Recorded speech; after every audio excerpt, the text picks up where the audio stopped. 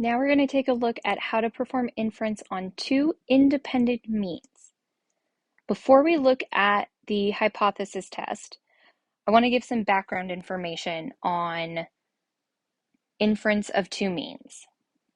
Whenever we're looking at data for quantitative data, we need to first define if the means are independent of each other or if they are dependent, which is also known as paired. If the means are independent, that means that the sample from one population has no relationship with the sample from the other population. The means are dependent or paired if each measurement is matched or paired with a particular measurement from the other sample. One way to determine whether your data is independent or dependent is to consider how many measurements were taken per individual. If only one measurement was taken, then your data is likely independent. If two measurements were taken per individual, then your data is most likely paired. Paired data, dependent data, is normally looking at a before and after type of relationship, or a cause and effect type of relationship. Whereas independent is looking at how does this group differ from this group, where the two groups have nothing necessarily in common with each other. So this first hypothesis test we're going to look at in this section is independent means. We will look at paired data in a different section. So looking at the hypothesis test for two independent means, we are interested in seeing if there is a difference between the two groups. If the difference is 0, they are equal, then there is no difference between the groups.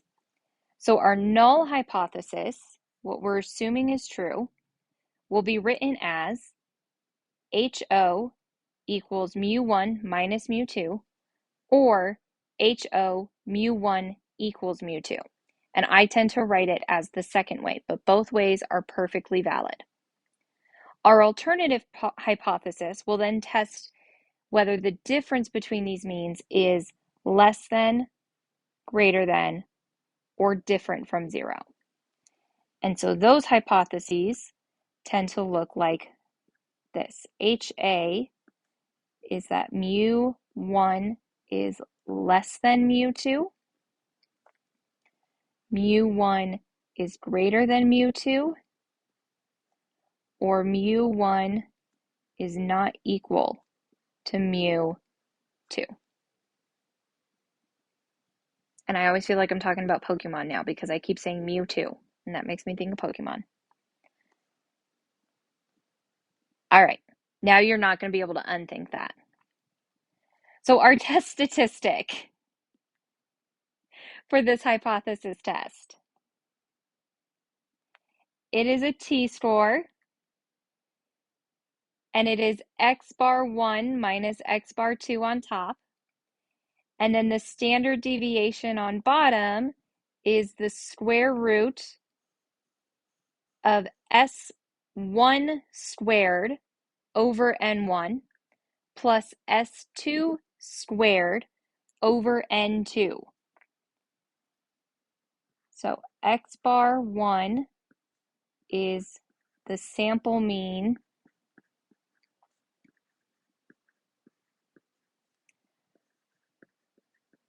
of group 1. X bar 2 is the sample mean of group 2. S squared 1, this is something we haven't seen in a while. This is the sample variance of group 1. We've seen the standard deviation a lot, but now we're going to bring in the variance. S squared 2 is the sample variance of group 2. N1 is the sample size.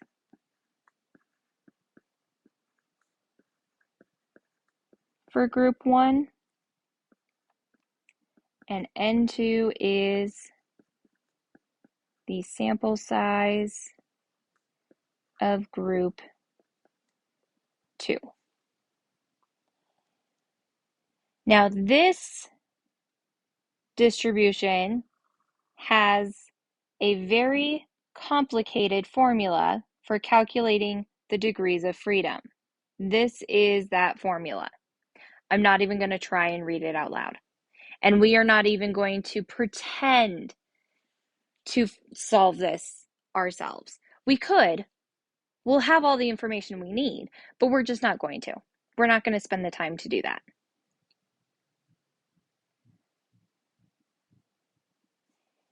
There are some places that will use a more conservative approach for the degrees of freedom, where they will say that the degrees of freedom is the smaller of N1 minus 1 or N2 minus 1, or there are also approaches that will use N1 plus N2 minus 2 for the degrees of freedom. And these approaches are okay, but they are not as accurate as this calculation of the degrees of freedom. This calculation for the degrees of freedom results in the most accurate measure of the p-value. And with technology and the fact that we don't have to do all of this by hand, we can use this most accurate method for calculating the p-value and using this degrees of freedom.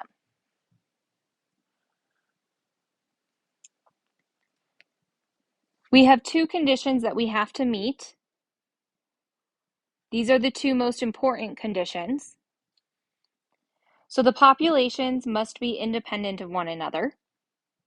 Otherwise, this would not be independent means.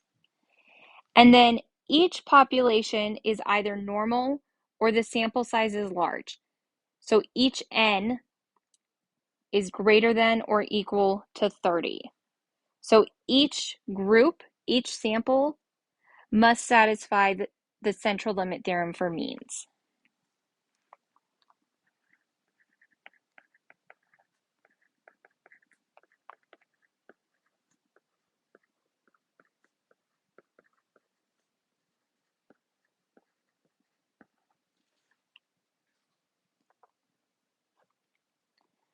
So let's look at an example. A student at a four-year college makes a claim that mean enrollment at four-year colleges is higher than at two-year colleges. Two separate surveys are conducted. 35 two-year colleges are surveyed, and the mean number of students enrolled is found to be 5,068, with a standard deviation of 4,777 students. 35 four-year colleges are also surveyed, and the mean enrollment is found to be 5,466, with a standard deviation of 8,191.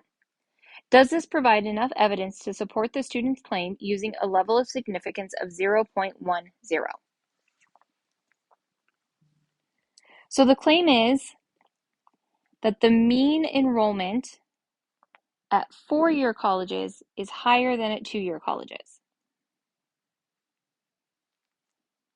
The two-year colleges, let's do a different color.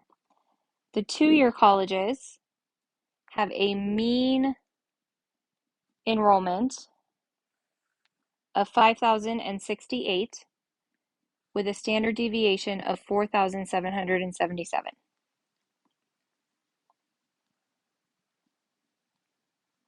Oh, and that was based off of 35 two-year colleges. 35 four-year colleges are surveyed. Their mean enrollment is 5,466 with a standard deviation of 8,191. Does this provide enough evidence? So enough evidence tells me I'm doing a hypothesis test to support the student's claim using a level of significance of 0.10.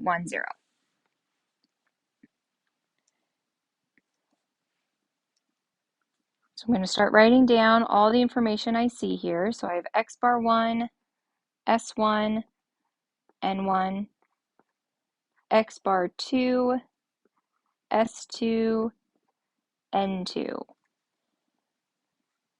It doesn't really matter which one you assign to the ones and the twos so long as you're consistent. So 35 two-year colleges, that's going to be my N1. The mean number is 5,068, and then 4,777. So I'm saying that my ones are the two-year colleges. And then 35 four-year colleges were surveyed. The mean enrollment was 5,466, and the standard deviation was 8,191. So my twos are the four-year colleges.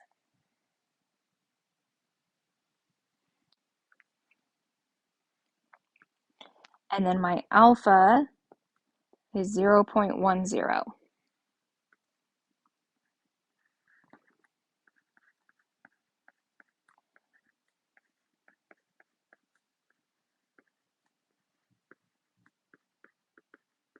So first thing to do is write out the null and alternative. HO and HA. Our HO is that the mean of the two groups is the same.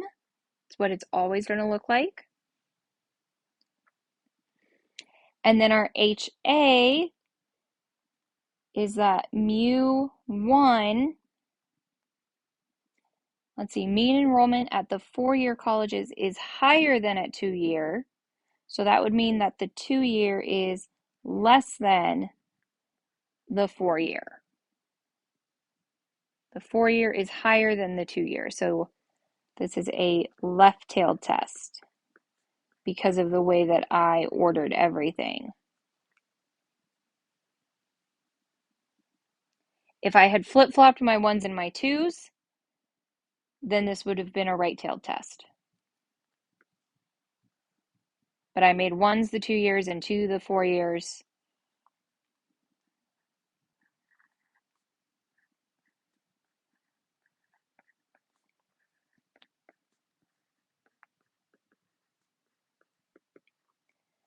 All right, test statistic.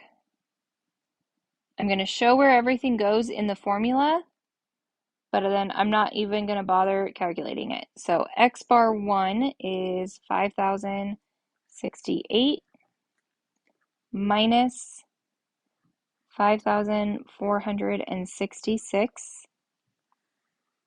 divided by the square root of 4777 squared divided by 35 plus 8191 squared divided by 35. And I'm squaring these because I want the variance, and the variance is s squared. Extend that line a little bit more. And let me just double check the formula real quick. That's the degrees of freedom formula. Okay, yep. So that's where everything would go in this formula if I wanted to do it by hand. But because getting the p-value in step 3 by hand would involve using that degrees of freedom formula, I'm not even going to bother to pretend like I want to do this by hand. So I'm going to come back up to this beautiful statistics calculator website, and I'm going to do the t-test, t-estimate, difference of means. And we're doing a hypothesis test. So my first sample mean was 5,068.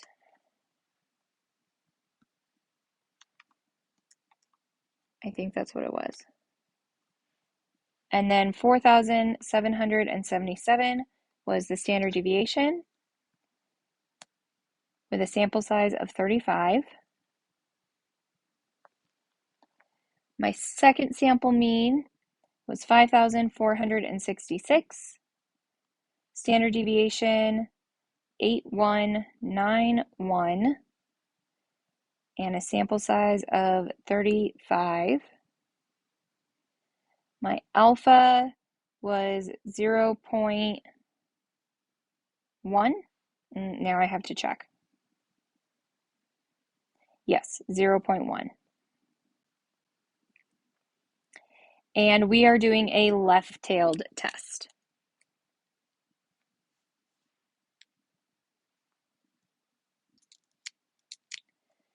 So we see our test statistic is negative 0.24832. We don't need the critical value. And then our p-value is 0.40241.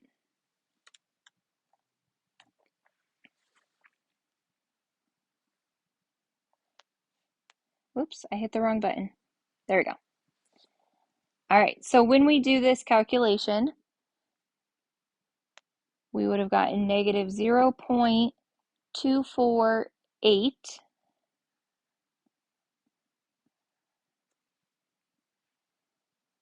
And then what I can tell you is for the p-value, what we would have done is t dot dist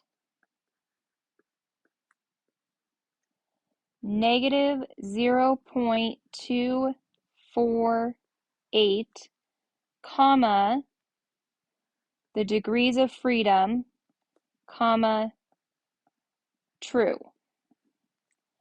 And the degrees of freedom work out to be 55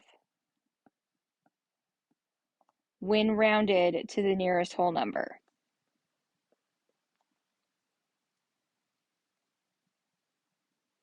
So if you want to try and do the equation so that you could see if you could do it by hand, you can check that, but you do not have to, as far as I'm concerned. But the degrees of freedom work out to 54.7, and because it's a sample size, we want to round that up to the nearest whole number, so our degrees of freedom equal 55. And that's how we get our p-value of 0.4024.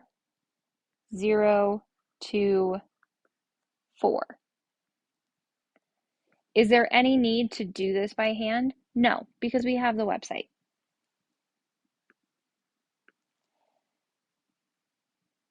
We also have other methods of technology that can do this for us. This is actually a built-in function in Excel that you can input this information into a built-in function in Excel, and it can perform this test.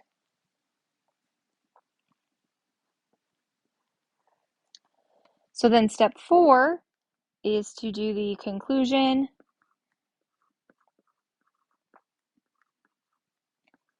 and the interpretation.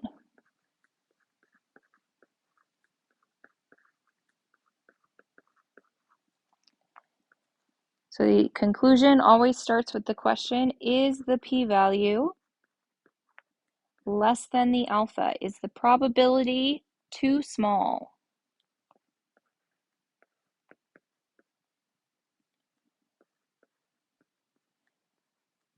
So is 0.4024 less than 0.1? It is not. So we do not reject the null hypothesis. And then what does that mean? It means we do not have enough evidence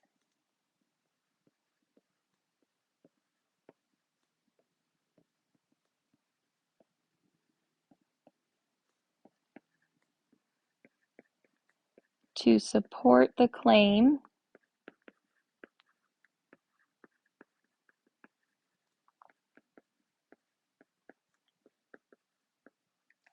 that the mean enrollment at four-year colleges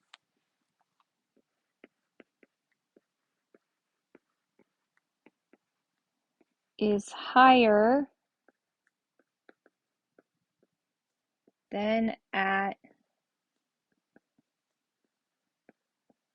two-year colleges.